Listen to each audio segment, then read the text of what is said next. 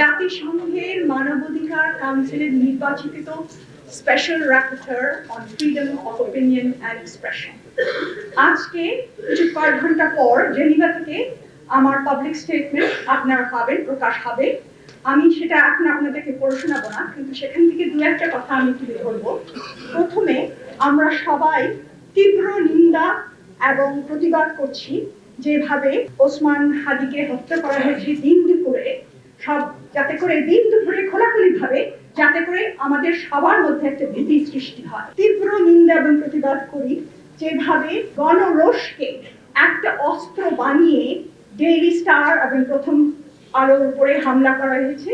আবার যাতে গণমাধ্যমের মাধ্যমে যারা কাজ করে সবাইকে, আমরা ইংলিশে যাকে বলি ইনসাইটমেন্ট, উস্কানি, এবং এই উস্কানির পেছনে কে আছে সেটা তদন্ত করে প্রকাশ করার দায়িত্ব সরকার।